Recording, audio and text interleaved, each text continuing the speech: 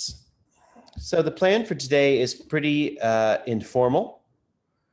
I want to finish up a couple issues pertaining to the book by Alex Vital, The End of Policing. I'm going to try and put you all in breakout rooms for a little bit. So fingers crossed that I can pull that off.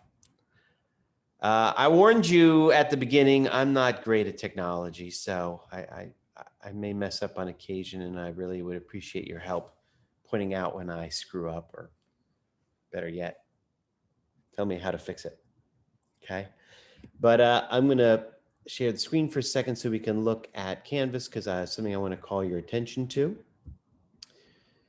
So on our website here, on our Canvas site, we are down at module 5 right here. I believe I'm in the, I'm not in the right one. Excusez-moi.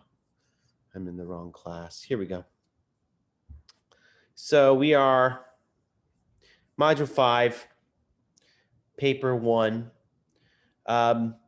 If you're interested, I noticed that there was a documentary on Frontline on PBS. I generally like Frontline very much. In case, I don't know if you guys know it. It's a very good show. They typically, highlight very important, sensitive issues.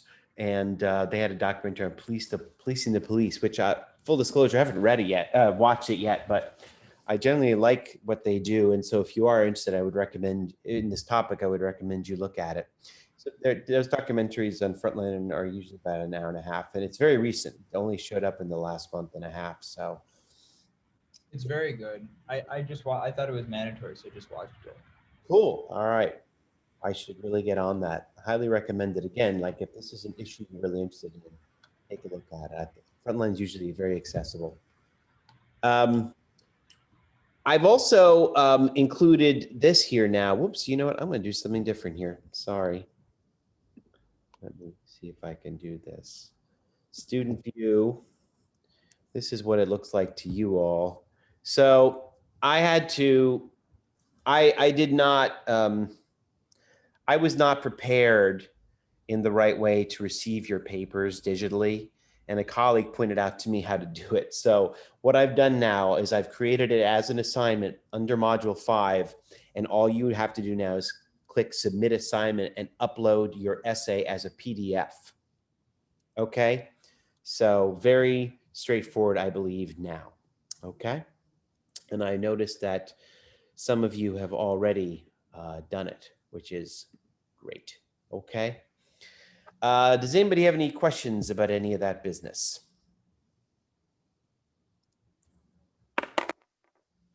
One more thing before I do want to talk about the paper again for just a second, but I also want to look ahead to next week. Next week is module 6. Wow, we're moving along, right? We're already a third of the way through this class. Next week, we'll be reading from the book called Democracy in Black by Eddie Glaude. He's a professor in the African American Studies Department at Princeton. I thought this was a very interesting book. I read it over the summer, and I wanted to share it with you. You'll be reading chapters 2, 3, and 8. This is not the cleanest copy that I could get. Someone in the library had hand copied it for me. So, but it should get the job done. And then there was a really interesting article. I really become a big fan of The Economist. I just think it's a no-nonsense magazine, really, gives you a good, steady dose of the news and is as objective as can be as far as I've found. And I also appreciate it's global. The Economist is based in England, and so they give a good account of global information, global stories. So I recommend it. And they had a very interesting article over the summer about race in America, and I posted that as well on your module for next week. I thought maybe you would appreciate taking a look at that. Okay, so, and then you'll have reading responses for next week, which are on there as well. Okay, anybody have any questions about any of that business?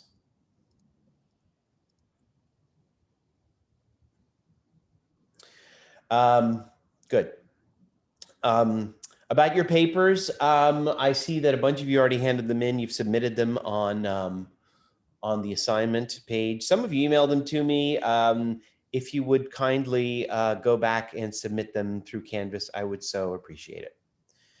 I will grade them and get them back to you no later than 2 weeks for sure. Okay, that's my ultimate deadline, but likely and hopefully sooner than that. Okay.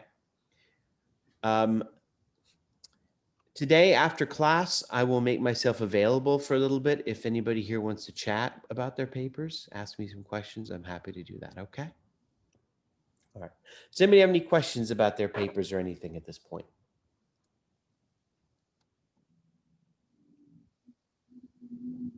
No? All right. Good. So I want to talk about this essay by, I want to finish our chapter on Alec Vital, The End of Policing. He leads us towards a rather, I suppose, is a rather controversial conclusion, and I wanted to see what you all have to say about that. Just picking up where we left off last week, there were a couple of major claims he was making. We were talking about the prospect of disarming the police, and I was pointing out that I don't know. I had a conversation with someone over the weekend. I was discussing. Well, actually was a friend of mine. His son wants to go to college in London, and I don't know how we started to talk about it, but I pointed out to him that the police in London are unarmed. Just imagine, they have no guns. At least that was the case a few years ago. Whether that's changed, I don't know. That's an absolutely unthinkable prospect for the police in America. Many states would like it to be unthinkable for average citizens to go unarmed. They give a lot of reason for us to be armed in the street and in public.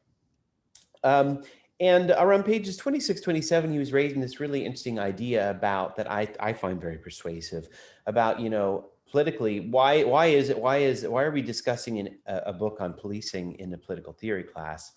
And it's because, among other things, policing, is an extension or at least a reflection of the state, right?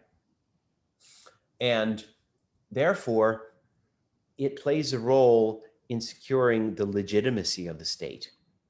And I've often thought this, and I've written about it and argued this elsewhere, that there's something about, humans have this, at least, well, especially American humans, have this tendency to reach for the gun as if it were, as if it delivers automatic legitimacy and authority. But there is something problematic in that, because the gun just as easily undermines your authority or your legitimacy. Why is that, I wonder?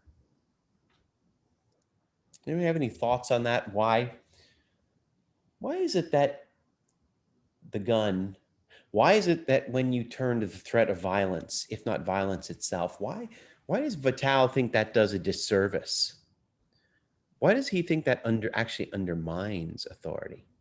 Because it means that people are not obeying you out of respect or a feeling of authority, but out of fear and oppression. If you have to pull a gun on someone for them to listen to you, it means that you don't hold authority over them, you hold fear. Good. Anybody else? And fear is not authority? That's how No, because authority is also related to a community that is loyal to you and that wants to listen to you and for example, my parents have authority over me because I will do as they say, without them having to hold that gun over my head. I'll just follow them because I believe in what they're saying to me. But if someone has to pull a gun for me to listen to them, that I will do what they say out of fear. But the second that the gun is no longer in the picture, I will probably stop doing what they said. Interesting. Anybody else persuaded by that? Yeah, can you hear me? Yeah, Rashad, go for it. I think it's like a double-edged sword. It's like it goes both ways because it's like it does undermine your authority because people don't believe what you're saying enough to like you have to like forcefully threaten someone to get them to follow you. But on the other hand, it's like fear does also cause people to follow along with things, and that is a form of authority. Whether or not you want to be ruled under that type of authority depends on your response. But I think there's still authority. It's just different kinds of authority. Interesting, Rashad. Yeah, I was starting to think the same thing. Authority is not necessarily absent fear, right? There can still be fear. Maybe the question is what kind of authority? Anybody else?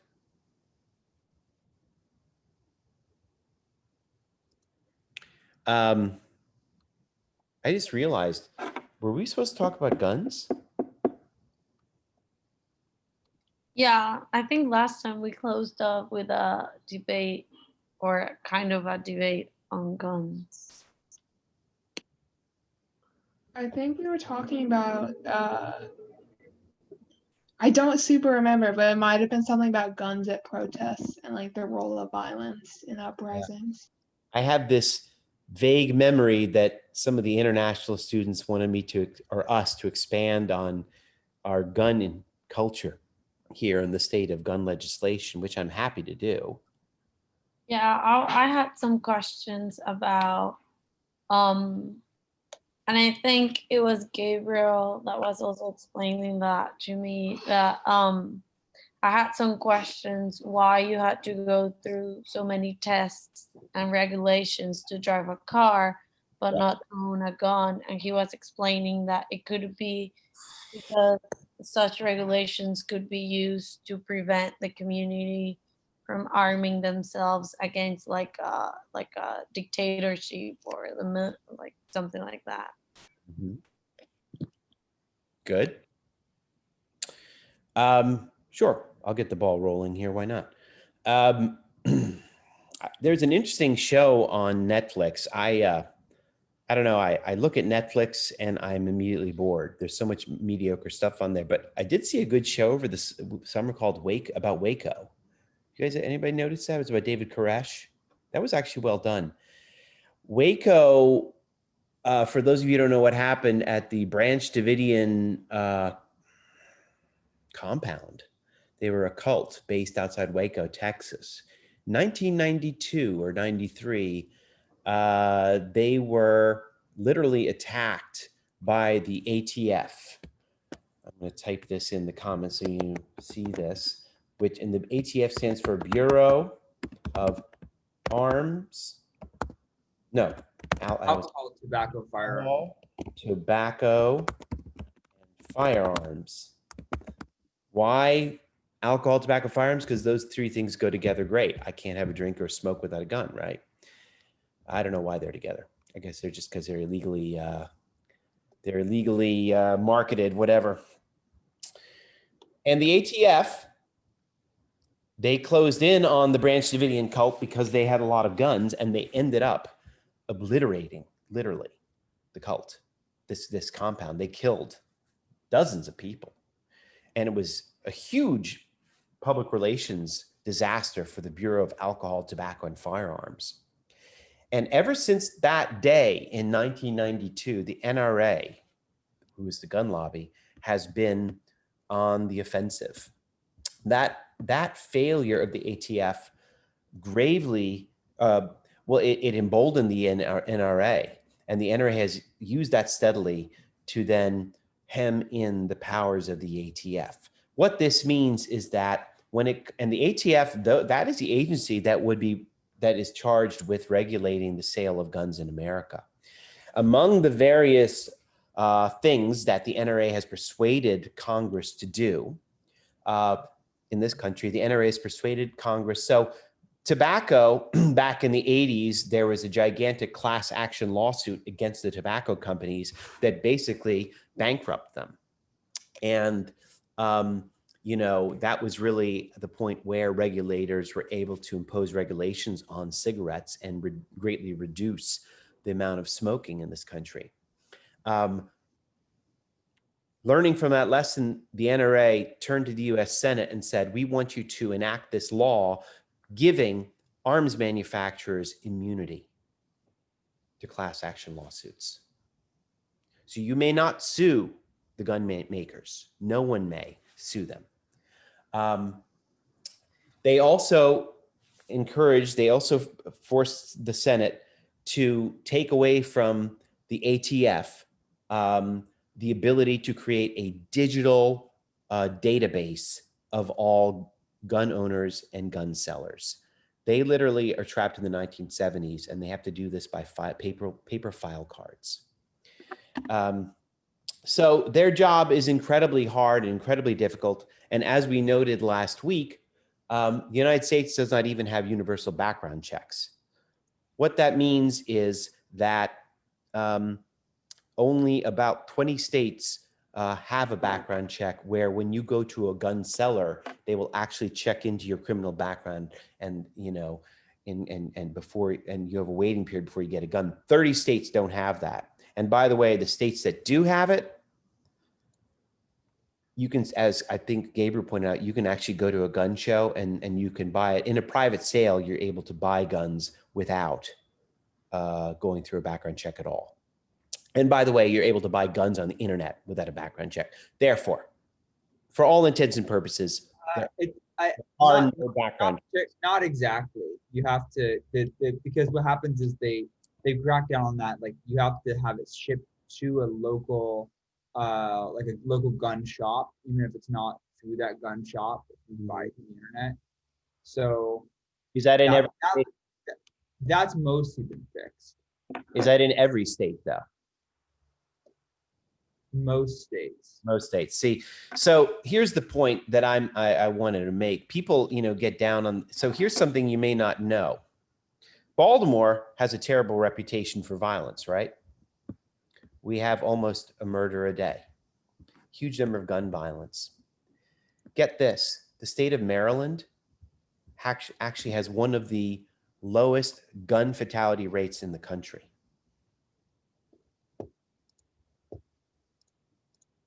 You understand? Do you think that is related to the amount of guns that Maryland has, or to what is it? Well, the NRA and those guys, they love to point to states like, they like to point to cases like Baltimore and Chicago and say, look, all these strong gun laws, they don't do shit. Well, the problem is that it's too easy for Baltimoreans to go get guns without a background check. You only have to go to Pennsylvania or West Virginia. It's not that far. Or a dealer will go and get them for you and bring them. They call this a fence and bring it in. Chicago is surrounded by jurisdictions with no background checks. So do gun regulations work? They work, but having background checks would help a whole lot more. All right, Nicole, sorry, go ahead. Oh, no, that was my question. If you thought. Ruben, you had your hand up. I was just gonna say, yeah, that Maryland has a very strict process to get a gun, especially a gun that's like carry on or on person or on vehicle. But at the same time, I don't know, it's hard because I personally somehow sometime in the future would like to arm myself, not because of martial law or anything like that, but just because like of who I am and the like certain things I wear and like jewelry and things like that. Like I can be a target at times, you know, and it's really hard because I could never get a weapon on myself for personal defense in Baltimore, at least like legally. I'm also understanding one of the issues that came up last week that I think we were going to take up today, which was also, we were talking about armed militia groups on the right, and what about armed groups on the left? I think I brought that up. Yeah. happy to talk about that too. I mean, I'm critical about all that, and I can, tell you why, but I don't know. I mean, that's one of the, I mean, I'll just give you a little bit of the lay of the land, right? There's about 310 million guns in this country. That number has greatly accelerated. By the way, there is no country on earth, not a single one, that comes close to our level of gun ownership. In America, it's about 88 guns per 100 citizens. The next closest, I believe, is Yemen with 50 per 100 citizens. And I would point out Yemen's in a civil war. Okay? So it's cray-cray. They have discovered, however, so the rates of gun ownership have greatly risen in the last 10 years, especially since Obama was president. You saw these surges in sales every time there was a shooting and Obama talked about gun control. So the sales have greatly risen in the last 10 years, and the gun laws have gotten looser in the last 10 years. In the last 10 years, you have stand your ground, which in 23 states, as a citizen, if according to the letter of the law, if you feel threatened, you can feel threatened by anything. If you feel threatened, you may shoot. It's fucking crazy. 23 states have that, okay?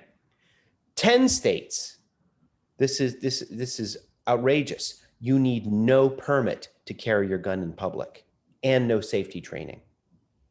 10 states have that. Maryland is not one, thankfully. 10 states have campus carry. Do you know what that means? No.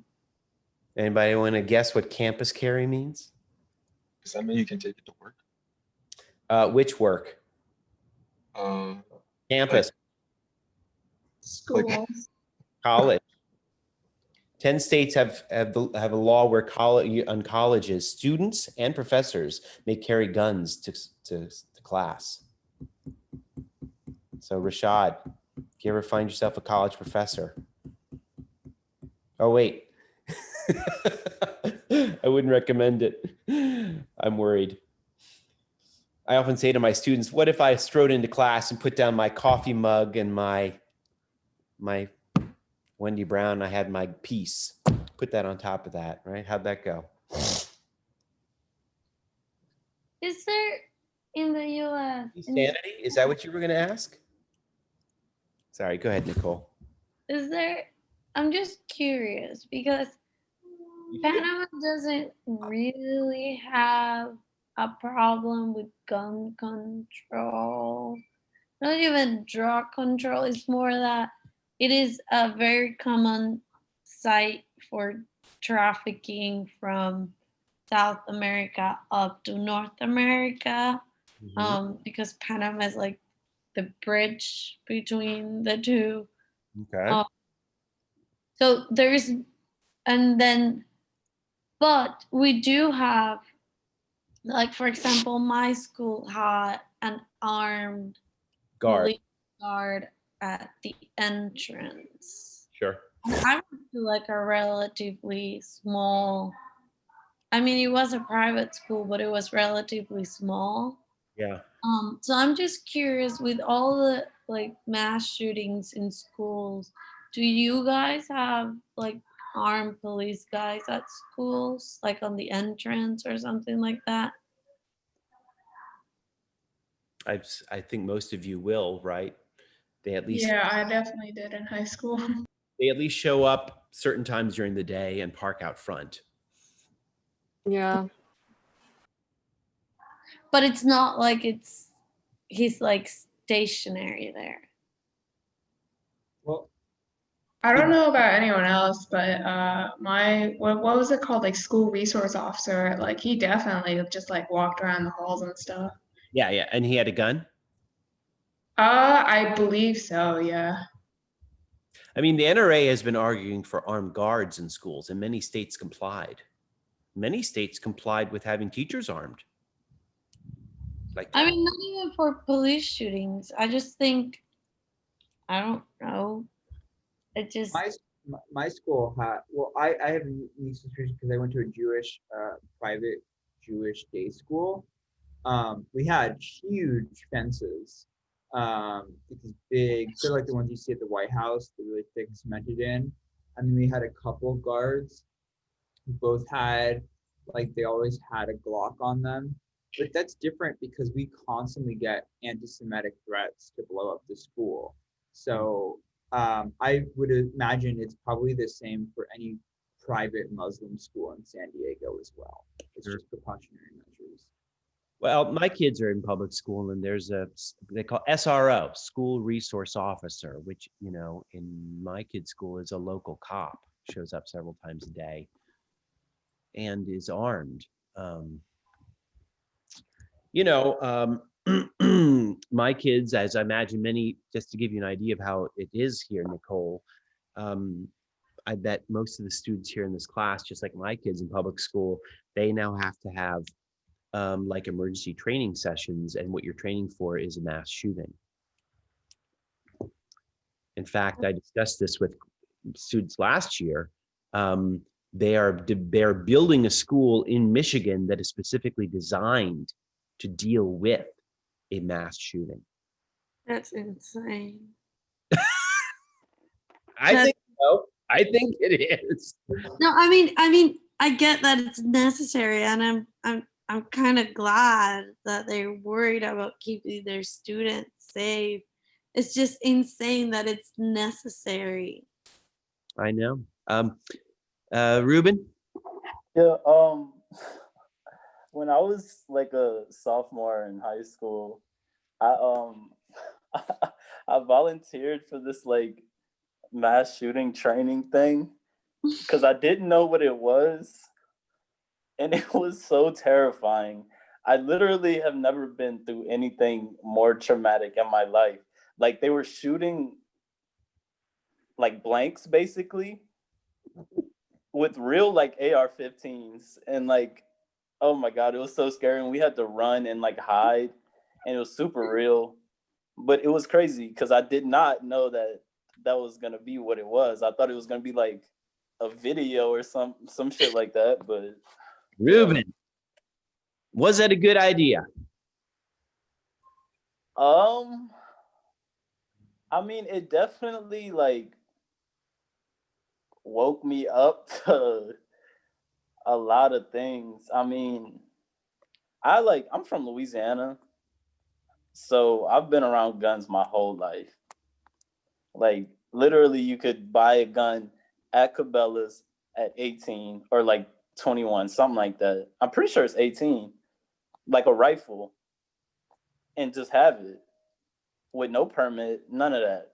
But that, like, I don't know, it just woke me up to a different type of gun violence. The gun violence that's like devastating. Do you hunt? Nah,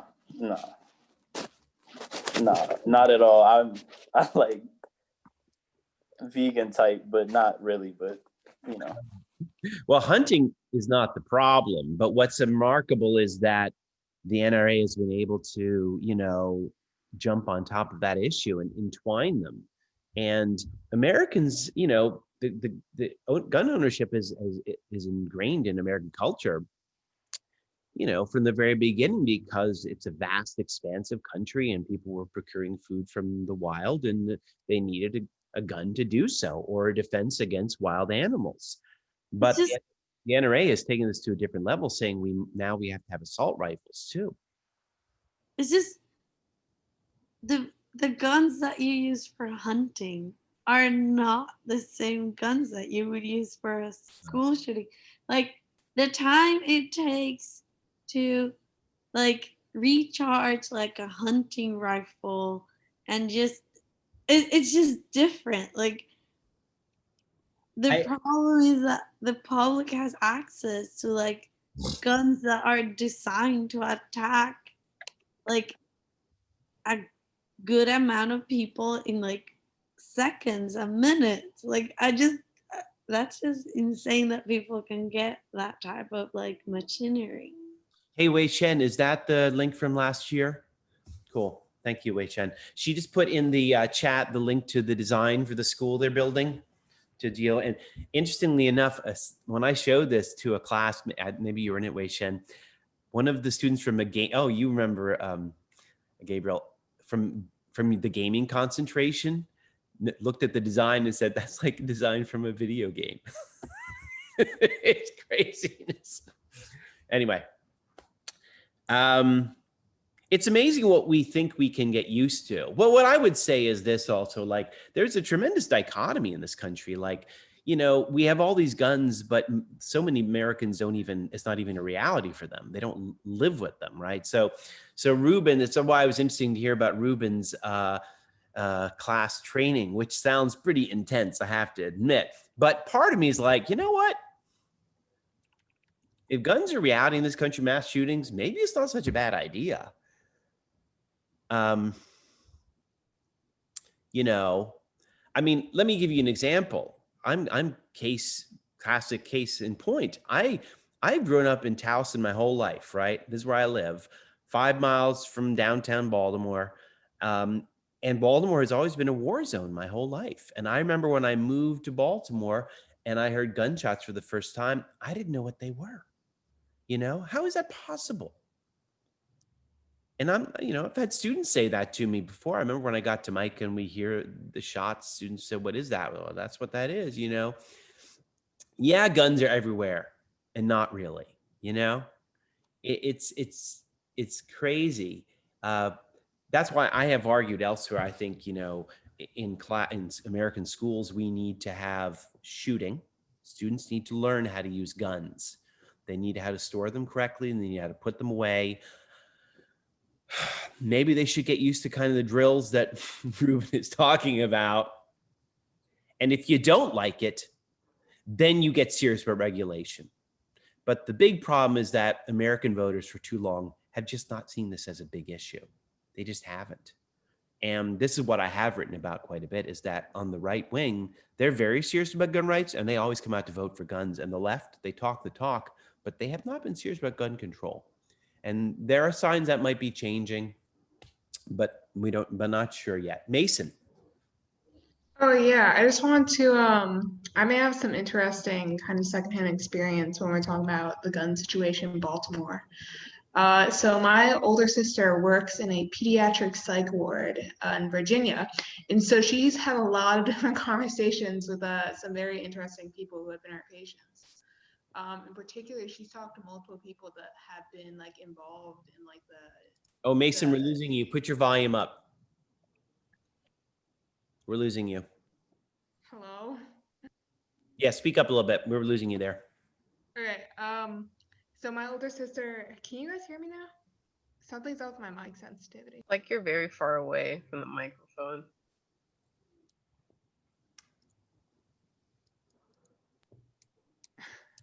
If my mic isn't working, I can hear you. I just thought you were getting distant there. no, I'm like right up next to my computer. But basically there's a very rich underground gun market within Baltimore. Of course. Like even though we have like super tight gun control, it has created like a very vibrant underground market throughout Maryland, but particularly in Baltimore. And like it's so, I don't know how you combat that, especially when like, does anybody remember what was it called? The Gun Trace Task Force scandal a while ago? In Baltimore City Police. Yes. So it makes the whole situation very, very difficult. There's so many guns in this country. We're just flooded with them. It's so hard, you know. I wanted to point out here in the chat, Cameron grew up near Parkland, which is just horrifying. You know, that was what, 2 years ago. I want to, does anybody remember in Call of Duty Modern Warfare 2, which was like in 2009, there was a really controversial mission that there's called No no Russian. way. What? It's There's called no No way. Russian. Sorry? The mission is called No Russian. It's where they No Russian. Yeah, I was going to get to that. And essentially, the plot line essentially revolves around you're infiltrating a Russian terrorist group that is looking to like sneak a dirty nuclear bomb into a certain city. And one of the terror attacks is that they're going through a crowded airport. I'm not sure if it's in Moscow. Yeah, it's in Moscow. And in order for them to basically believe that you're on their side, you have to participate in shooting like hundreds of people. You're just walking through. It's not even, there's nobody to shoot back at you. You're just like mowing down like tons and tons of people.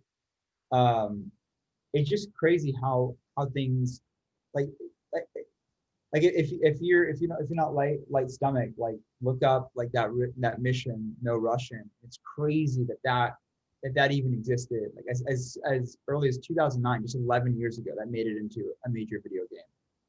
It wasn't until like they got a lot of pressure a year later, after everyone had already completed the campaign, to add an option not to shoot at people. Interesting. Well, anybody want to respond to that? I mean, that is a game called Call of Duty Modern Warfare, so it wasn't that. I mean, I guess it depends on who plays it, but I don't think it was that shocking. But I mean, the game revolves, you shoot people in every mission, regardless of who it is. So.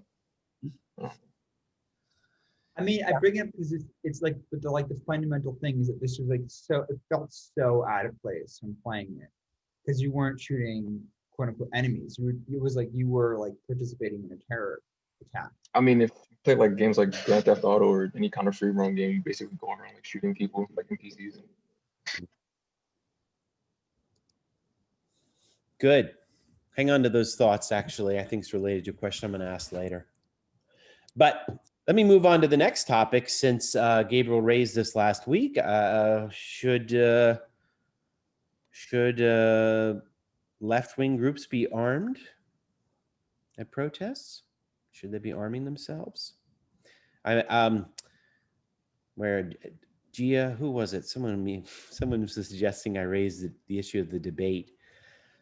The debate last night, and like the fact that within 5 minutes of Trump saying "stand back and stand by," they already had merchandise on their site. Emboldened Proud Boys. Right. So should the left wing be armed? See, I'm not familiar with like the whole like are people on the right typically more armed during protests than left people on the left? Well, these militia groups, yes, and the Proud Boys, who he called out to last night, I believe they are armed. It's been a long time feature, and in the last few years, some groups on the left have argued now maybe they should be armed as well. I mean, I think like just based on what I understand, like about like are you talking about like the alt-right and stuff like that, like those people being armed and stuff? On the left, I don't know.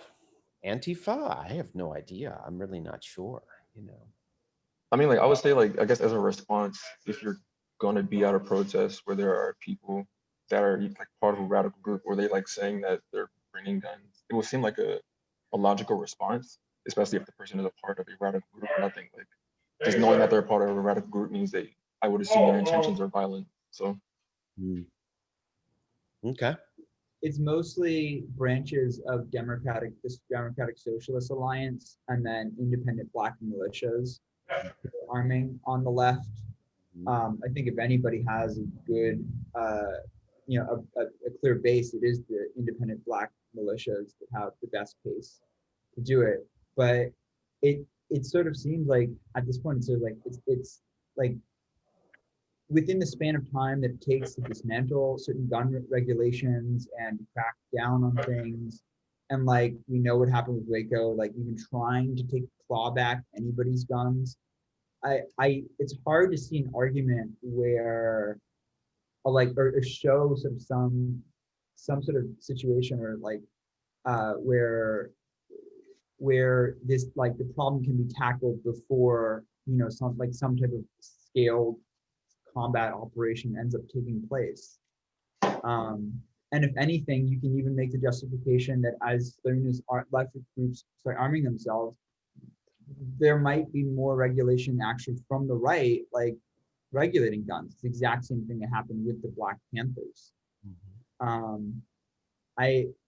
I just have yet to see like an argument that really convinces me otherwise why left groups shouldn't be arming themselves. You know, especially it's like you go to these protests and like these guys literally have like 5.56 NATO rounds, and like people are showing up with like wooden shields and a bicycle helmet. You know, Gabriel Ches, you raising your hand? Yeah. Just to continue what Gabriel is talking about too, I've heard pretty convincing arguments from leftists on arming themselves, but it's not like, it's not free reign sort of thing. It's like if you go to like, for example, a BLM protest, like many people would agree that if someone brought a gun, that is not an acceptable thing. It's not about that. It's not to incite violence. When someone grabbed the gun of, I forget the circumstances of this, but someone grabbed a gun in one of the protests and a lot of people just told them to back down until like a bodyguard actually got one of them. Like it wasn't ever about that. But I've heard arguments almost in the same vein as people on the right that you would still want to arm yourself against the government just to have that and have that presence. I mean, there's an organization called the Socialist Rifle Association. I feel like is in opposition towards the NRA, but kind of it still tries to go for the education on guns and knowing about guns and actually like learning about the beast instead of this other more like being totally against guns that you don't really understand the full situation. You like you shield yourself from gun culture in the United States and all these things. So like it's a balance of these things. I have one question.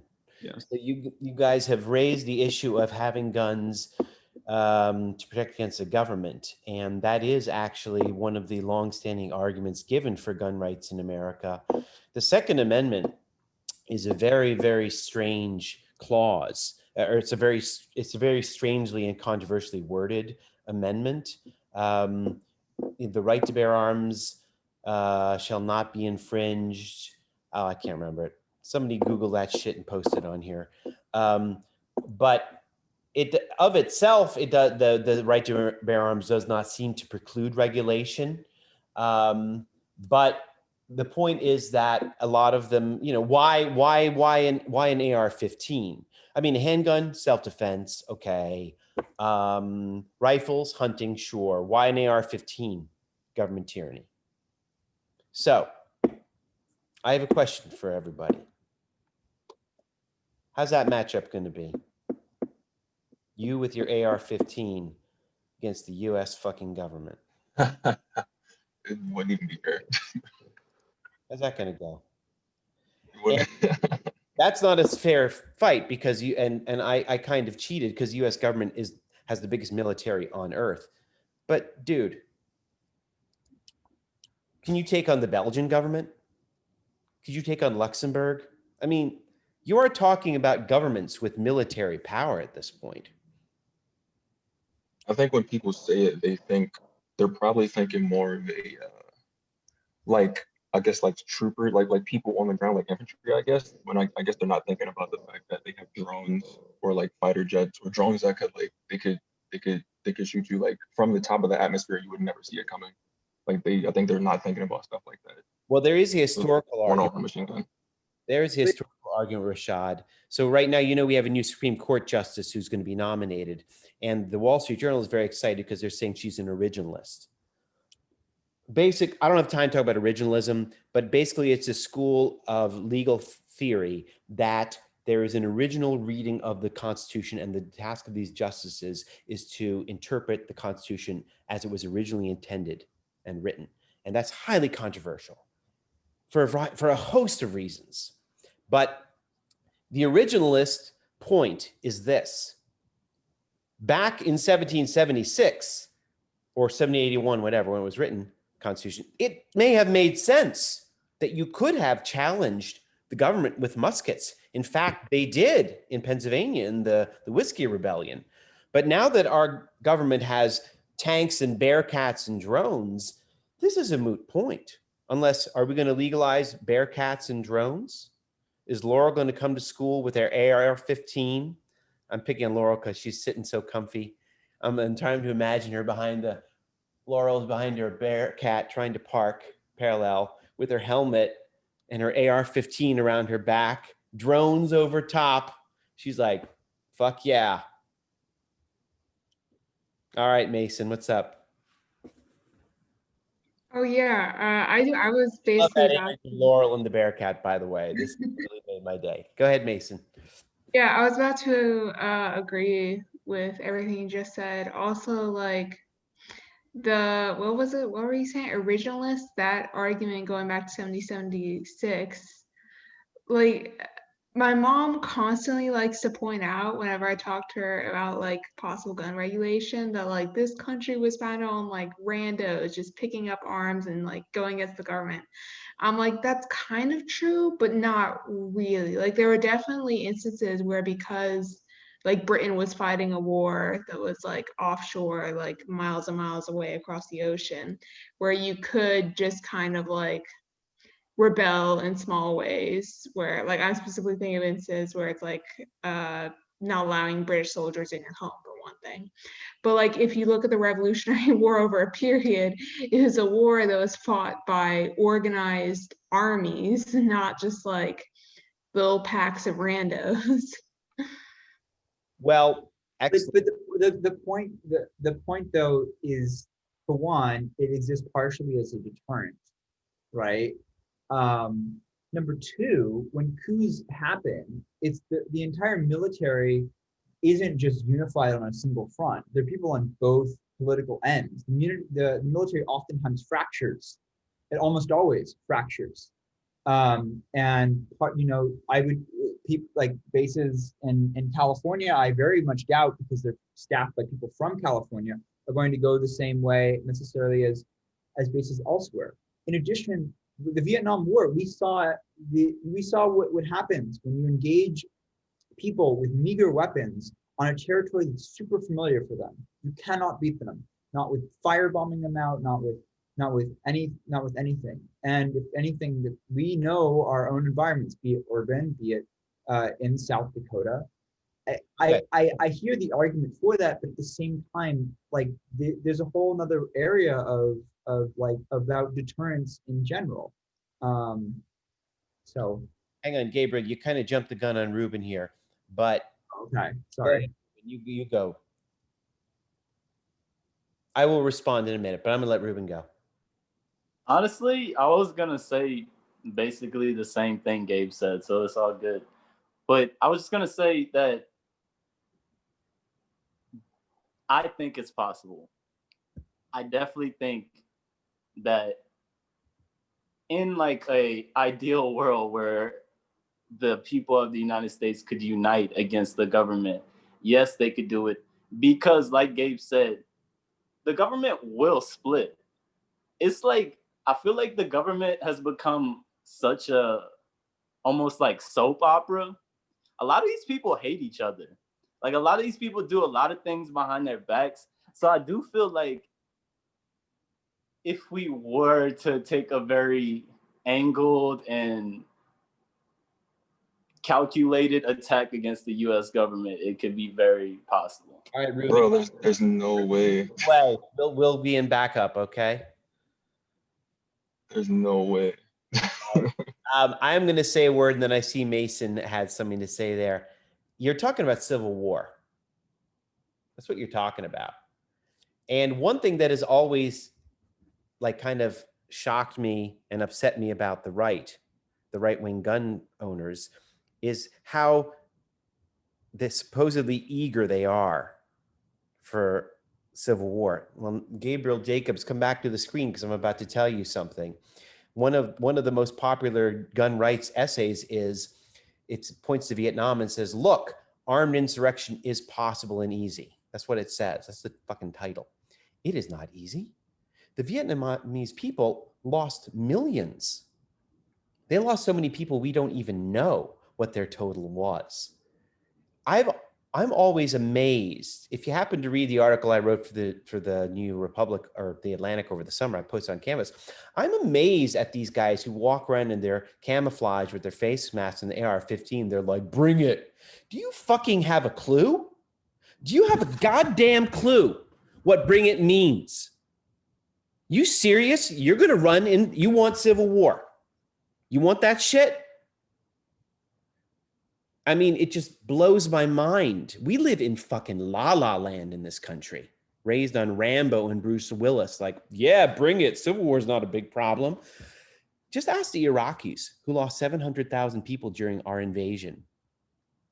This is no joke. People marching around like tyranny. Fuck you. Tyranny would have crushed you 10 seconds ago. Tyranny my ass. We don't have tyranny. We have rule of law. And there is ample evidence of that shit. But the more these guns come out, then I'm worried we will lose rule of law and things like Kenosha happen. That's ultimately my response to Gabriel Jacobs is, I'm worried that the more these guns come out, the more they are normalized, the more you have open gunfire in the streets. That undermines rule of law. This country, for some reason I cannot figure out, is in the process of willfully giving up rule of law, which is very difficult to gain. Can I offer a retort to that? And then Mason, I think, got her hand up. Sorry, I got a little passionate. Okay. Yeah. Well, so while I agree with you, people who almost everybody who shows up with these guns at these protests are completely out of their mind in terms of them being persecuted as white people. And it's ridiculous about tyranny. But when arguing from a left-wing perspective, right?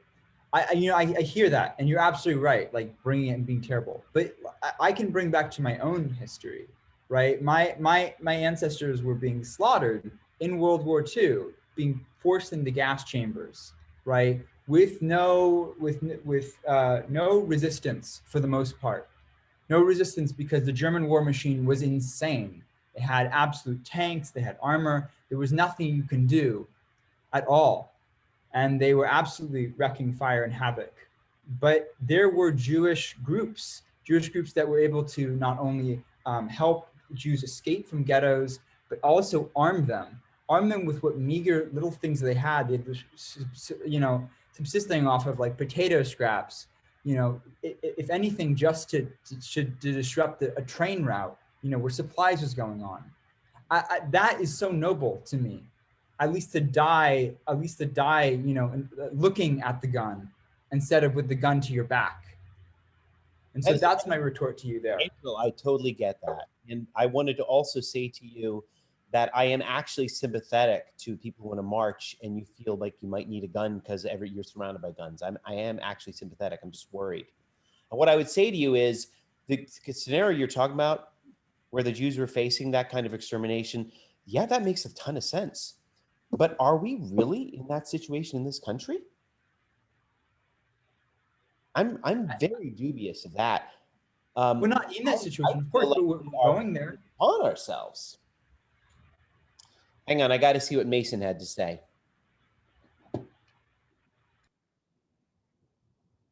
Mason? Oh yeah. My point changed like 4 different times while people were talking. But I guess I'm gonna respond to what Gabriel just said. I think like that is absolutely noble to take up arms against your oppressor. And I, for the most part, I agree with everything you just said. But I think it's also important to note that World War II wasn't won by those small Jewish militia groups, even though every life that was saved should absolutely be celebrated. And what they did was absolutely noble. But I think when we're evaluating the ability of populace to fight back against their government, it's kind of foolish to make that evaluation based on arms alone when like even besides the firepower difference between like random citizens and the US Army, there's an organizational difference.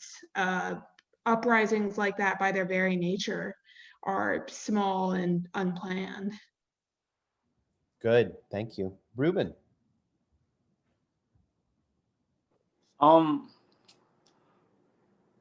I feel like, all right, yes, Mason, you are right that no, these small militias or these little groups of people that were armed did not win this war.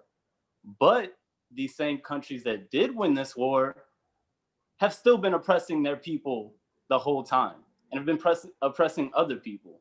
So it's like, at what point do we start calling a hero a villain? You know what I'm saying? It's like, yeah, I don't know, because I'm so on the fence about this topic because I feel like I don't want to just lay down and feel like sheep. But at the same time, of course, it's like fighting Goliath, but I mean, whatever. I don't know. Yeah, I know. I hear you. I mean, the crazy thing is that, as Gabriel was pointing out, the guys marching and about tyranny, they're not oppressed. That's what really sticks in my craw, right? That's what upsets me the most. I mean, African Americans are being shot down in the streets, right? And that's why I think this debate is really reminiscent of the debate between Malcolm X and Martin Luther King again. You know, in the book I wrote about guns a few years ago, I had a chapter about nonviolence, but I was really interested in it as a political tactic, not as a moral stance, but as a political tactic. I was really impressed with how nonviolence is politically powerful, how it's potent. And it's potent in a particular way. The way Martin Luther King understood it, the way he was defending it, is he understands nonviolence as something that's a way of protest. It's a way of protesting and preserving rule of law at the same time. And the danger with guns is that, you know, you undermine rule of law. And there are no rights without rule of law. That's the problem, you know. But it is a difficult debate that I don't know that will ever end. But again, my problem, Gabriel, is principally with the people who are not oppressed saying, you know, they need these guns. You know, it's just crazy. Mason. Oh, yeah. So I think what we're kind of approaching in this discussion is like kind of this leftist argument that's been going around. And some of it is honestly by like Russian psyops, but some of it is genuinely from frustrated people, particularly frustrated minorities, who are basically like, no matter who I vote for, no one is representing my issues. I'm still not going to be safe in this country. Why not just burn it down? Which I'm like, this is kind of where this discussion is headed towards, where it's like, cool, but like, how exactly do we go about doing that? Because as we've just kind of been talking about, like, do we arm ourselves? How does that work? How do we organize? Does that undermine what we're fighting for? How do we, like, how much does that degrade, as you were saying, rule of law? It's a very sticky, complicated issue. Well, let me tell you how they did it in the Revolutionary era, because I think you raised up the history.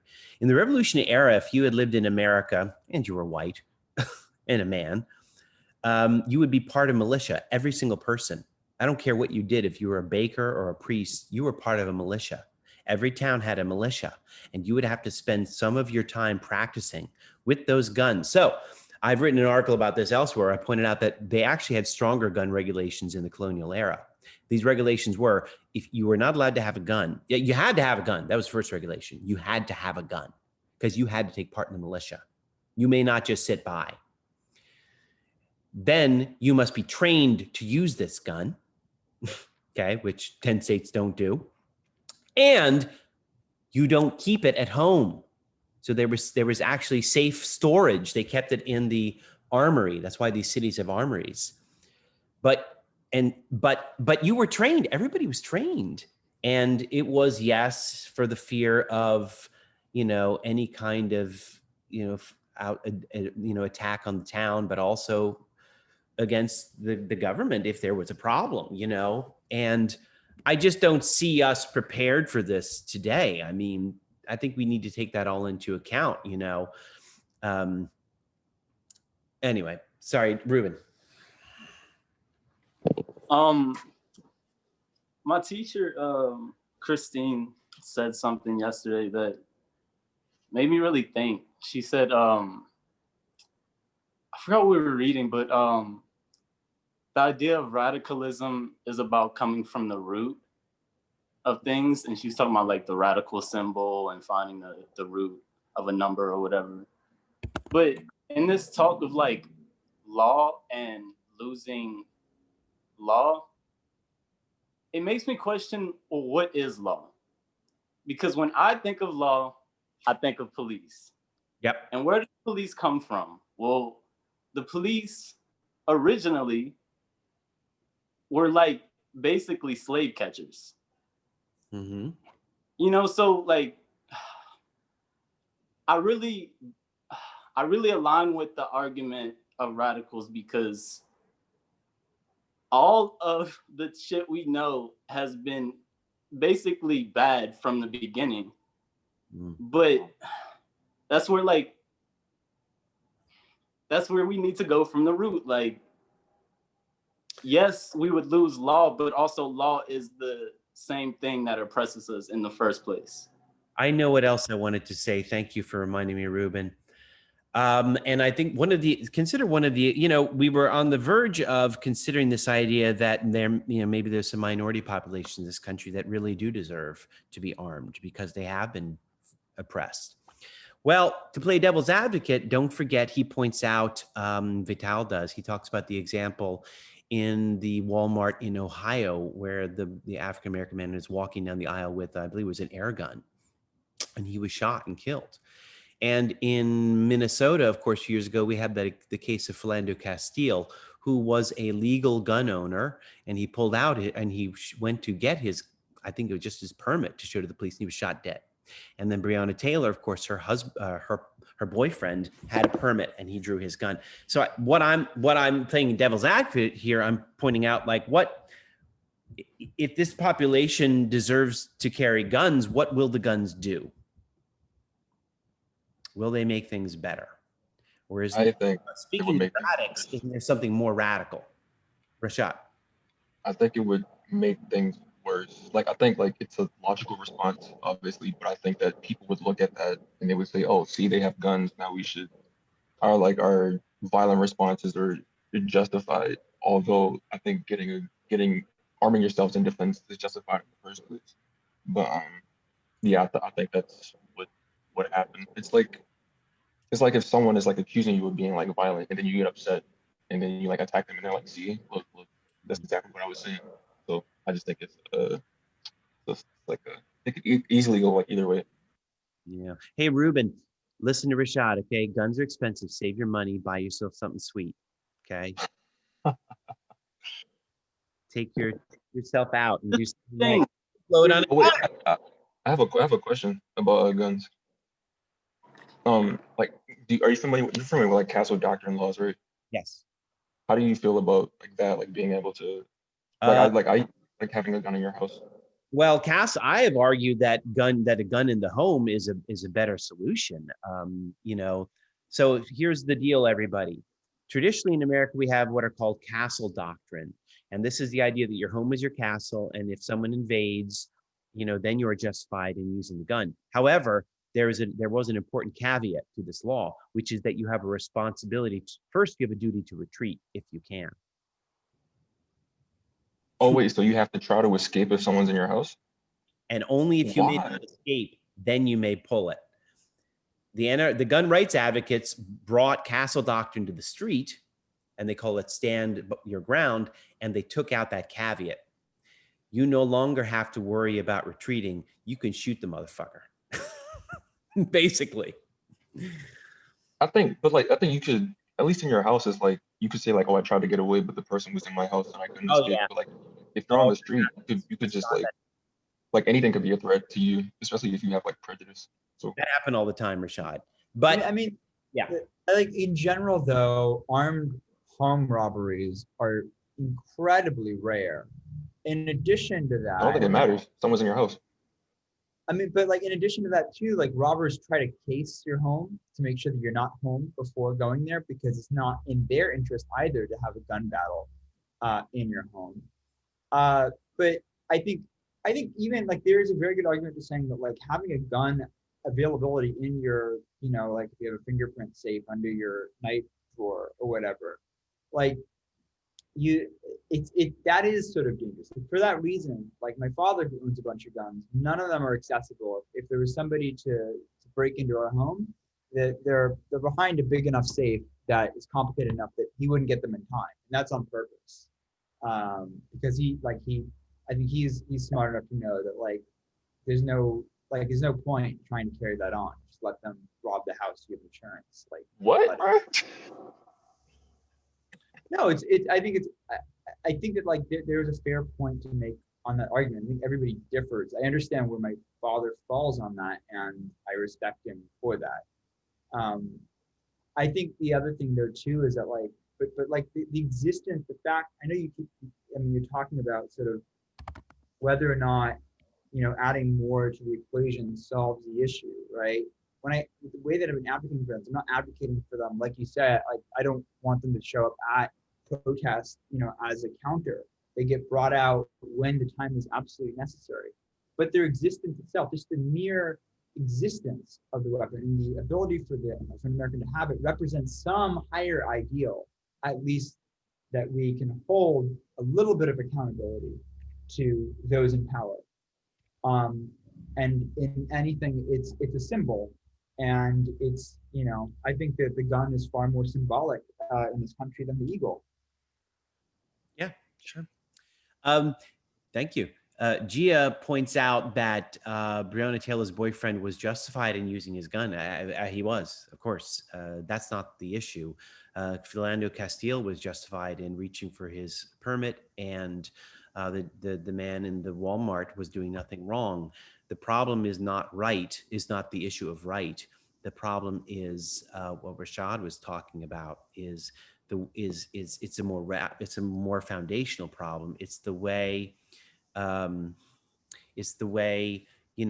police are inclined to act, right? It brings us back to that issue, and and looking ahead to Eddie Glaude, what we're reading next week, it's also about other foundational issues that propagate the kind of racism that leads to that. I mean, one of the crazy things that happened so the piece I wrote over the summer about the armed militiamen, they were marching on the State House in Michigan because they were fed up with the lockdown for the pandemic.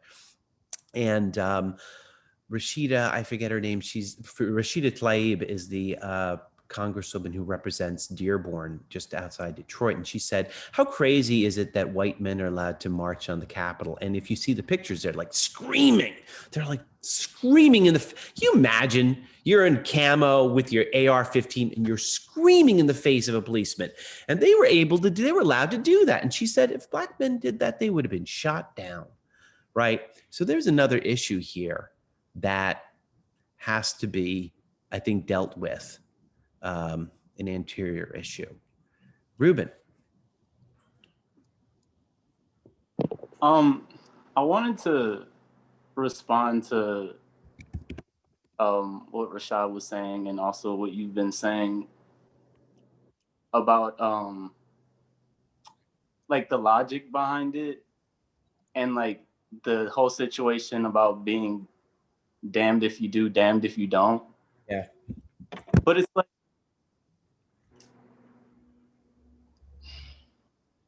it's really hard when you're the type of person to get into the situation where you should be armed, because then you start understanding what it's like to not be armed and what it's like to be in a situation where your life can be taken. It wakes up a different side of you. Like, I don't know, like, let's be honest here. I'm black. I have tattoos.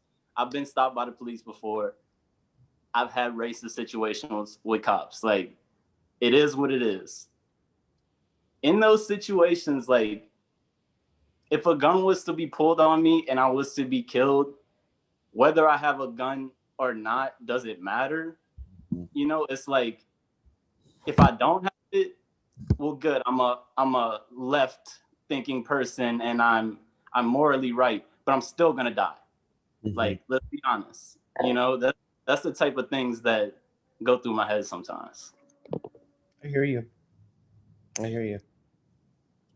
I think you put that well, Ruben. I'm kind of stumped. I'm not usually stumped, but I am. That's a good point. I mean, I actually have, I mean, I can't empathize. I'm not not you, I don't have tattoos. I'm just joking. I'm also white, in case you didn't notice. I just don't know. I mean, I guess one thing I would say is if you were pulled over by police, would a gun make your situation better? But you're right. If you're faced with racist cops who are going to shoot you anyway, yeah, I don't know. It's so Sean Hannity, who's quite the ass, he once said on Fox News, like, I don't understand all these people having trouble with cops. Like, they pull me over, I'll pull up my shirt and say, "Here, officer, I'm armed," right? He can do that. Some people can do that, right? Some people can't. Good.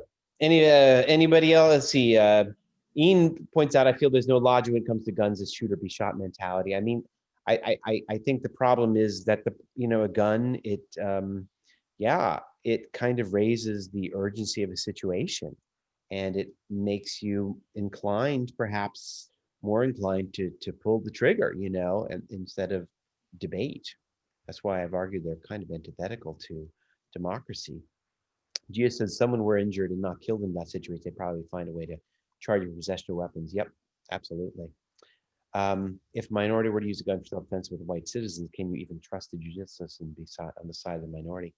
I will point this out. So the stand your ground laws, they're doing some studies on these. In Florida, the first state they were enacted in the last, so it's about 15 years now. African Americans are not given the same kind of fairness. So basically what happens if you're in a stand your ground situation, right? I don't know. There have been stand your ground situations about any number of things, like road rage, or someone took your parking spot. And you felt, well, one of the classic cases I wrote about is this. I'll tell you what it was like. It was in a movie theater in Tampa. A retired policeman was watching a movie, and the guy behind him kept texting his babysitter at home. And the old guy got mad at him and complained and said something rude, at which point the young man poured his popcorn on the old guy, and the old guy pulled a gun and shot him dead. And the way it works is in stand your ground states is you have to say, it was a stand your ground case, therefore I should be free from criminal charges. And at first the judge accepted that. And the reason he accepted that is because according to the letter of the law, he felt threatened. That's what the law says, if you feel threatened, okay? More often than not, the judge believes white people than black people in the state of Florida, which means that white people are given stand your ground protections more often than black people are. That's the way the law is being meted out. That's the way the law is being carried out. Okay. So let's see here.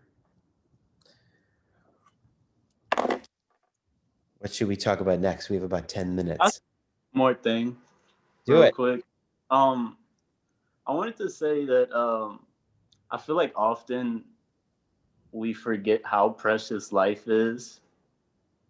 In the way that a gun says the man buying a gun, go for it. All right, I'm not buying a gun yet, but I don't even know if I will. But like, I feel like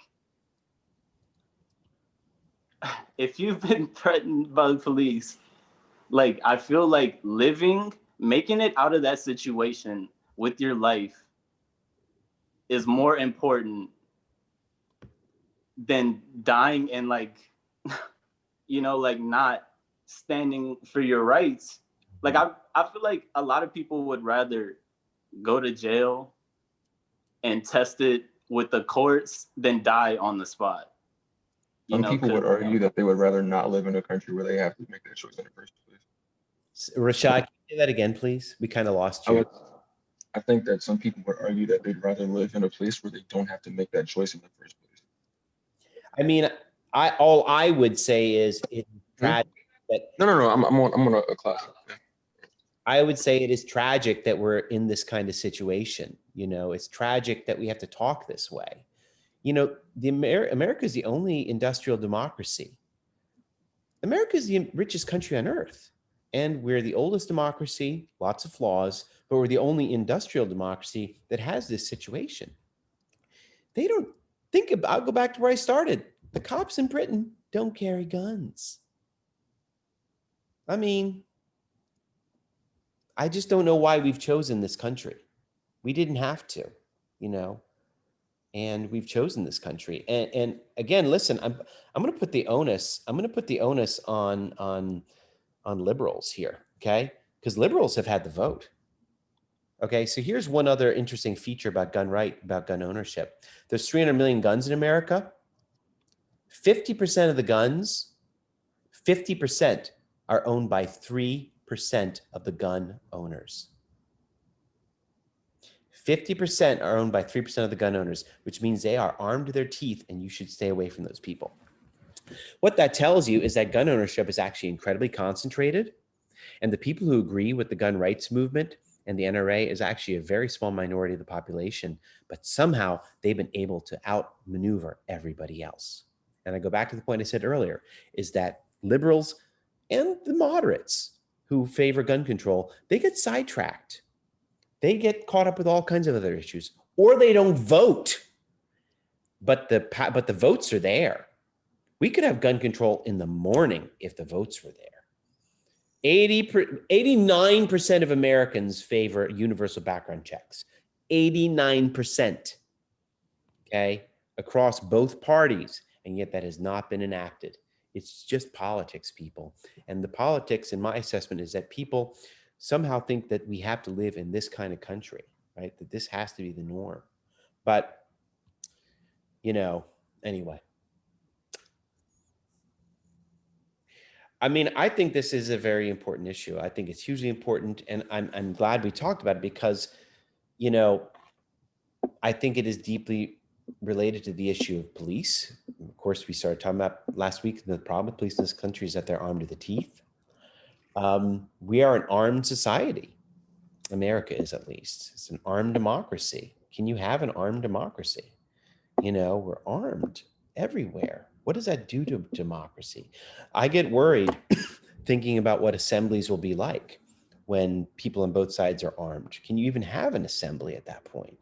You know, cops are always trying to find excuses not to allow protests to happen. Well, if people are armed, yeah, that's an easy excuse, right? So I think it's all, I think it's a dangerous trend. I really do. But I do see some hope. The gun control movement has been getting more powerful in the last few years. They figured some things out. And it seems like voters are finally getting fed up with guns.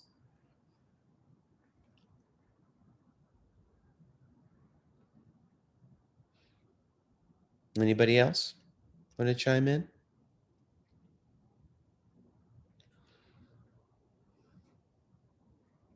Okay. Let's talk about drugs. From guns to drugs. We have a few minutes, but I really, you know, not much, but I really have to see what you all think about his conclusion here. Because his response to the war on drugs involves legalization. I have a question that I probably should have asked like a week ago. Do it. The essay that is due today. Oh. Question the last topic that says, when critiquing police conduct, Vitaly Sirsin on the war on drugs, why was this such an important part in police misbehavior according to Vitaly? That one focuses on, like that topic is focused on not on drug control, but on the part that police plays within it, right? Yes, it's about how the war on drugs has exacerbated police conduct. Okay, yeah, I just wanted to focus to make sure that it was not directly related to drug control. Good. Now I'm going to see what Ruben has to say, but before I do that, I just want to specify when I talk about legalization, I'm not talking about any wimpy marijuana, right? Who gives a shit about weed? He means cocaine. We're talking about a universe where cocaine is fucking legal. And you can coke up. Do they even say What that? about heroin? That's decriminalized. Ruben, in his universe, Ruben. I was gonna say it's a very interesting argument because there are countries that have drugs like that that are legal, and their type of abuse isn't the same as the way it happens in America, where it's very illegal. And I think it's like, I mean, I think it's obvious why it's like that. I think a lot of people know it and ignore it, of course. Like, there's a reason why crack cocaine gets you way more time in jail than the actual cocaine. Yeah. Like, there's a reason why things like this happen. There's a reason why weed can get you so much time. Like, and why weed is a Schedule 1 drug. And then things like Valium and Xanax are like Schedule 4. There's reasons why this happens. What does that mean? What does Schedule 4 mean? Oh, Lord. Well, Schedule 1 means it gets the highest penalties. There's a big problem in this country with federal drug legislation, meaning that like marijuana is being legalized in some states, but according to federal law, marijuana is still a Schedule 1 drug. And Schedule 1, meaning these were typically assigned to the most dangerous drugs. Oh God, I'm really talking beyond my pay grade here, but Ruben is right. Like there is a stricter penalty for for crack than cocaine, right? And Vital argues it's for racial reasons. And that African Americans were more likely to possess crack, white people cocaine, and so the sentences were different. But roughly speaking, Rashad, it has to do with the sentencing of drugs. Why are they illegal in the first place?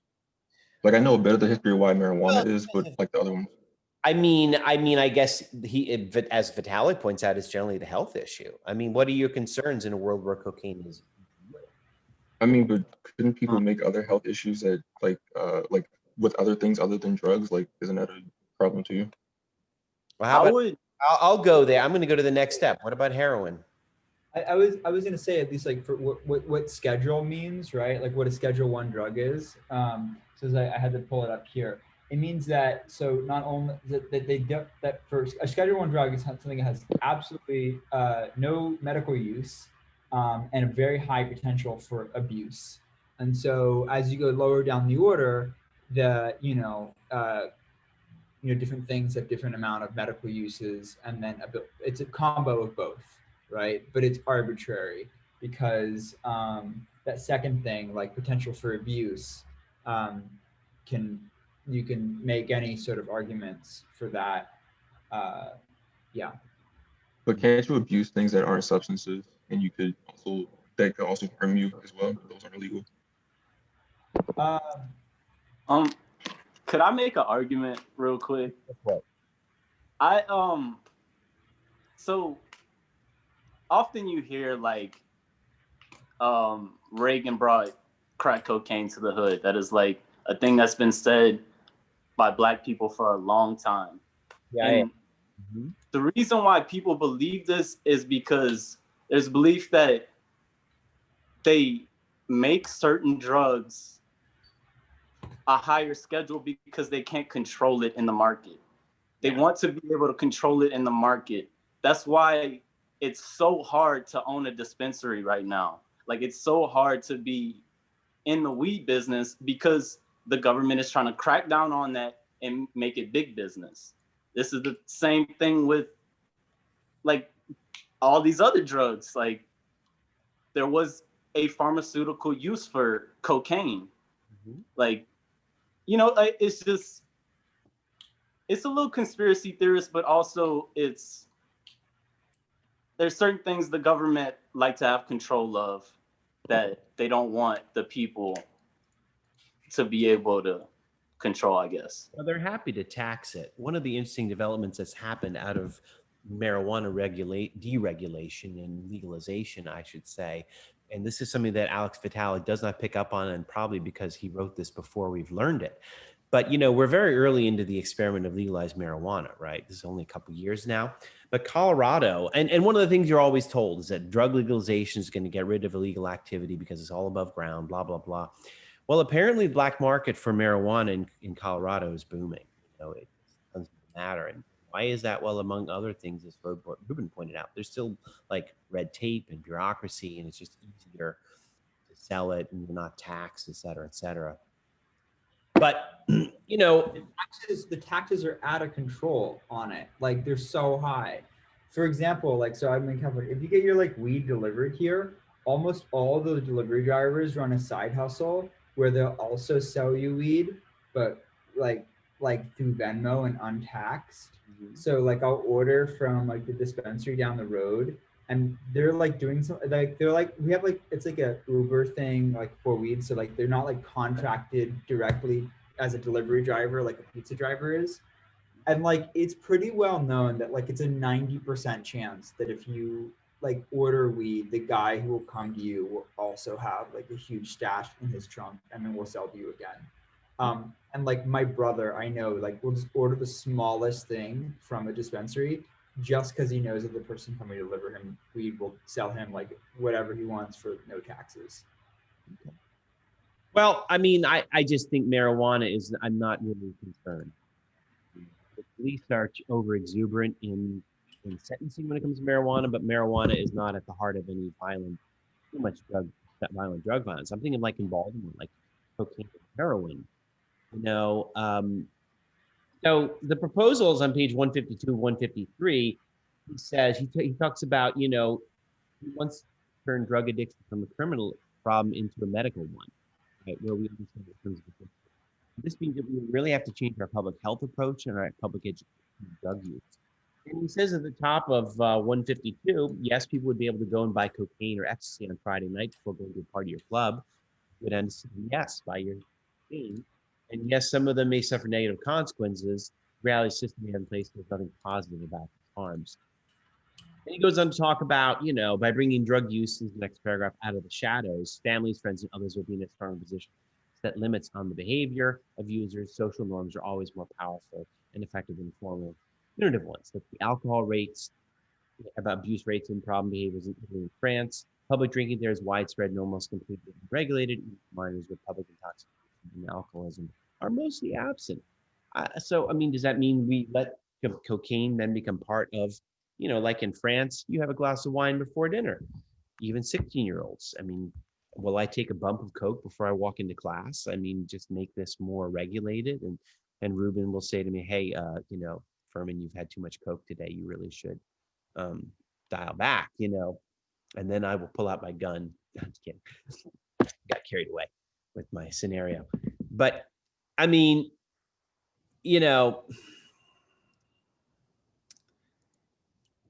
I have kids. I'm not very comfortable with the idea that they could get their hands on some Coke at CVS. That deeply worries me. I'm worried enough about pot. I haven't smoked pot in 30 years, people. I hear it's really, really strong now. I think I might die. My son went to college and I was like, you need to be very careful with this because I don't know what it's like anymore. Hang on. So Ian has a point here and then Ruben has his hand up. Yeah, Vitale brings up the topics of harm reduction, economic development, but when it comes to legalization of hard drugs, there are problems regarding addiction, health issues. Yeah, I'm worried about that. I think he doesn't spend enough time. There's some good ideas. It's an interesting point. And listen, medicalization has been very successful dealing with heroin, right? You have, like in Canada, you have needle dispensaries, places where people can come and shoot up safely, but I'm very worried about this as something, I don't know how to put it. And I know we're over time. I'm just going to let the conversation go a little bit more and then open it up to discussions. But Ruben, you go for it. I wanted to because you kept bringing up heroin and cocaine because these are harder drugs. Yeah. Or right. Well, that's the thing. The reason why Xanax, Valium, codeine, all these things are lower schedule and get you less times is because they're the controlled version of heroin.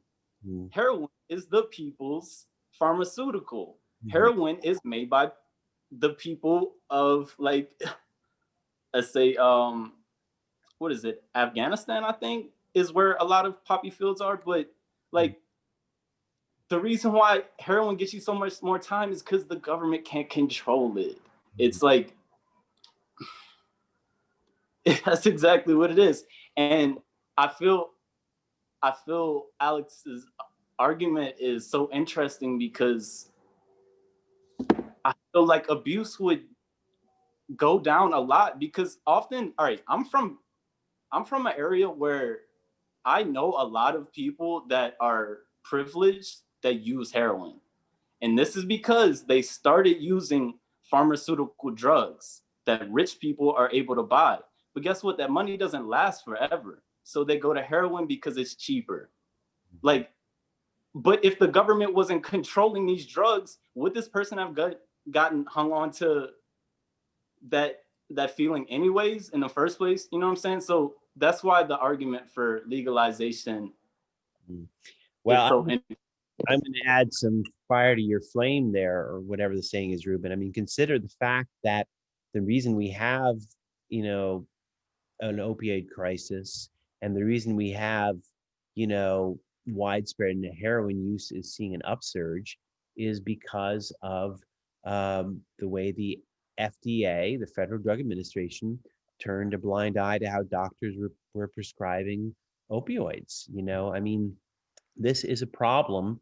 The opioid crisis is a problem that our own government has created, allowing doctors to eagerly prescribe painkillers, you know, and then when people get addicted, then they turn to the cheaper version on the street, which is uncut and unpure, you know, and that's highly problematic, you know. Anybody else? I don't know how much, if I should chime in because we have such a little time left, but like, Whatever. I base my whole paper on the war on drugs. So I feel like, and in support of legalization. So I feel like I have a lot to say on it, but I don't know where to start, really.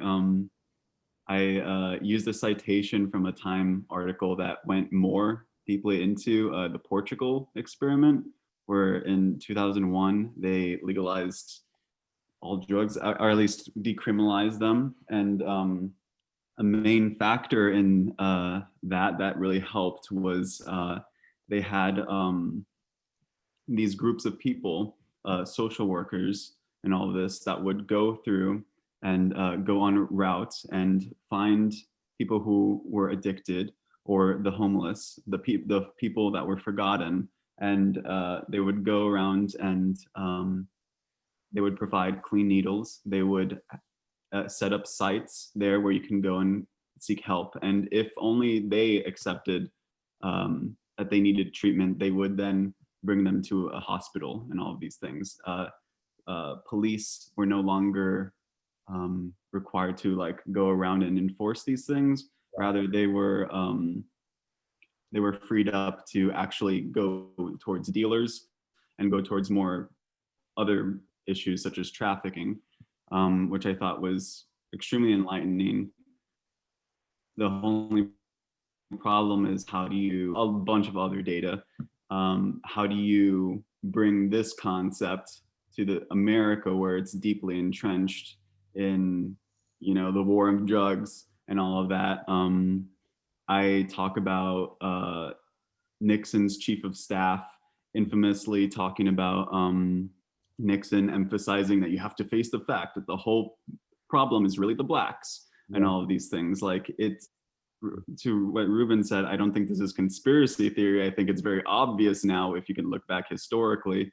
We also read about the controlling of the Chinese workers, and then marijuana being connected to the Mexican border to control those populations, these problematic populations, and then eventually like everything else. So I feel like, you know, I'm all for it. I mean, I do think things are changing. I mean, the way marijuana legalization has happened so quickly, it's pretty impressive, you know. How many states now? Oregon, Colorado, California, Massachusetts, any others? That's quite a few already. There's a lot more for Well, there's a lot more recreational and medical. decriminalized, but decriminalization is different from legalization. And Maryland, we're some middle ground where we have medical marijuana. Where I live in Towson, there's like 5 dispensaries. It's great. And during the pandemic, they had lines out the door. I also hear Maryland, they're good businesses. Maryland also not only has medical, but if you have under, I think 10 grams on you, then it is a civil misdemeanor. I mean, again, the problem is really, it's not, you know, like I can envision, you know, his solution is that heroin is being used and you have to treat those who abuse it medically. That's going to have a related cost, by the way. And so the people that in that case, who the government's going to be upset with then are the dealers. But he starts out the chapter on war on drugs, pointing out that, you know, getting the dealers is a shit show. You know, it's really hard. The prisons are filled with like small time dealers, you know, but the drug kingpins, they don't. And, you know, I'll bring it back to this issue. I don't know if you guys are familiar with what's going with the violence in Mexico, but it is unconscionable that our drug addiction. So here, I'm drop another fact your way. The United States, population 10 million out of 7 billion. The United States consumes 1/3 of all illegal drugs on Earth. What is the matter with us? You know, it's our addiction is the problem. So in Mexico, as they, you know, the United States leans on Mexico and says, you got to do a better job preventing the drugs from coming here. And their retort is often along the lines, you need to fix your addiction problem, right? There is something going on here. That's something I'd like to write about next. There's something wrong with our addiction in this country. Why are we such, I mean, we're big consumers. Everybody knows that, right? We're great consumers of all things, but especially drugs. And so there's something about this culture that, prohibition or not, really, I don't know, I guess cultivates it, accommodates it. Anybody have any thoughts on that? Why we consume so many drugs? It would probably, I don't know, I feel like it would have to do something with like the mindset of the majority of people and to like the reason why they do it. But I don't know where to begin with that. Like, I know, yeah, it's a hard one, Rashad. I've tried to think about it as well. I mean, it's hard. Ruben, because like I can cite examples. go ahead. Sorry, I thought you were done. Rashad, you want to say something else? Oh no, I was saying I can cite examples from like what I've seen, but I don't know if that like represents the majority. So I don't know. Like I still don't know where to start. Well, Ruben and then Gabriel. If I could. Sorry, Ruben had his hand up first. I was just gonna say, I feel like in America we have a big culture on like idolatry and idolizing things and symbolism, and I think addiction often comes from that, and like this want to be something that we often are not. And like my dad was alcoholic, so like, and he started drinking when he was really, really young. And he told me like when he talked to people at AA meetings often, like they didn't drink because drinking was good or like it made them feel good. It was like it gave them or like using whatever drug they were using. It gave them something that they were lacking in life. And yeah, I just think it has something to do with self-fulfillment, idolizing what drugs mean, what that feeling can mean, and then also like escapism, of course. Oh yeah, I just saw somebody said that in the chat, but definitely escapism. Good point, Mason. Yeah, I mean, this is a workaholic culture, the United States, right? And I would argue even that our consumerism leads to a kind of emptiness. And yeah, good point, Laurel. Also about mental health. Gabriel. Yeah, I was gonna say, I think it is tied to neoliberalism to an extent. Nice. Bringing it home. Yeah, I reference it in my essay as well. I also cheekily quote George Carlin in it for a lighthearted thing, but I think it's pretty poignant. And I think it is connected to neoliberalism. If I could say a quote. Yeah. I don't think drugs are a problem. I think they're a symptom. As long as Americans are empty, spiritually, emotionally, morally empty, they will need things like drugs they choose to use. Mankind has wanted to change the way it felt from the beginning anyway. In this country, there are even more reasons to want to feel different, to want to feel better, because it is such a neon sewer. This is such a degrading culture. It forces you to play Beethoven for your child in the uterus so that he will get into a better school and a better job and to make more money so he can take care of you. George Carlin, for those of you who don't know, is a comedian. He died a few years ago. He was a kind of like a countercultural hero from the 60s. That is a good quote. God, I think that's a really appropriate place to end. I can't beat George Carlin. So, awesome conversation today, guys. I really enjoyed it. I hope it offered some good food for thought. You know, a lot of good stuff to talk about and think about. For those of you who, I didn't hear from today, I hope we gave you something to think about as well.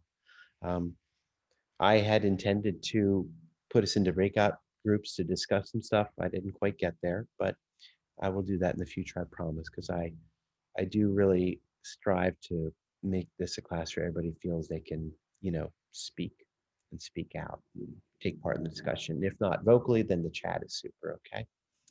So I'm gonna let you all go, and I will stick around for anybody who wants to chat about their papers, okay? So please go ahead and post your papers by the end of the day. And you know your reading assignment for next week, and you have discussion questions to answer, reading questions, okay? All right, have a wonderful week, everybody. Thank you. Thank you. Bye. Thank you. Freeman, can I talk to you about, I don't know if you saw the email that I sent you. Well, Yes. when? Huh? When? I sent it yesterday, I think about midday. It had to do with problems with not Oh, I problems. did. I responded. Didn't I? Did I forget to respond? I think you did, or I didn't get it.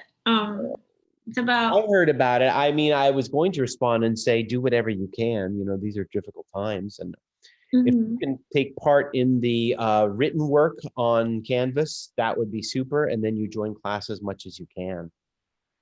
yeah. That's fine. Ideally, I won't have to miss anything.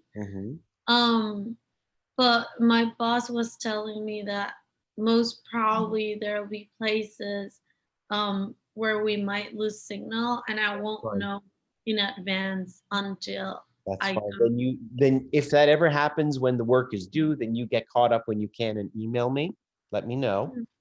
And then if there's trouble for you to log into class during Zoom meetings, I understand now.